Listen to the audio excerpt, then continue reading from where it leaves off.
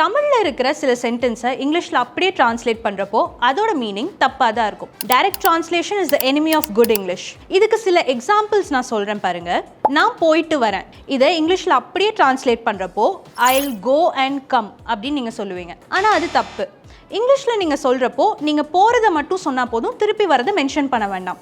சிம்பிளாக I will leave now or I take my leave அப்படின்னு சொல்லலாம். செகண்ட், எனக்கு வழி விடு, அதுக்கு லீவ் வே ஃபார் மீ அப்படின்னு சொன்னால் அது தப்பு. கரெக்டாக எப்படி சொல்லணும்னா மேக் ரூம் ஃபார் மீ அப்படின்னு சொல்லலாம். அக்கம் பக்கம் யாரும் இல்லை அப்படிங்கிறத நம்ம நிறைய பேர் there is nobody up and down near and far இப்படியெல்லாம் சொல்லுவோம். அதுக்கு பதிலாக சிம்பிளாக தெர் இஸ் நோபடி அரவுண்ட் அப்படின்னு சொல்லலாம். கடைசியாக உன் வாக்கை காப்பாற்று அப்படின்னு சொல்கிறதுக்கு இங்கிலீஷில் கீப் யோர் வேர்ட் அப்படின்னு சொல்லலாம். இந்த மாதிரி மிஸ்டேக்ஸை அவாய்ட் பண்ணுறதுக்கு டைரெக்டாக தமிழ் டு இங்கிலீஷ் லிட்ரலாக ட்ரான்ஸ்லேட் பண்ணாமல் அதோட மீனிங்கை புரிஞ்சுக்கிட்டு அதுக்கேற்ற மாதிரி நீங்கள் இங்கிலீஷில் சென்டென்ஸ் ஃப்ரேம் பண்ணுறப்போ கரெக்டாக இருக்கும். உங்களுக்கு தெரிஞ்ச ஃப்ரெண்ட்ஸ் யாராவது இப்படி லிட்ரலாக ட்ரான்ஸ்லேட் பண்ணி இங்கிலீஷ் பேசுவாங்க அப்படின்னா அவங்களுக்கு இந்த ரீலை இப்போவே ஷேர் பண்ணுங்கள். And do follow English partner page for more English shortcuts.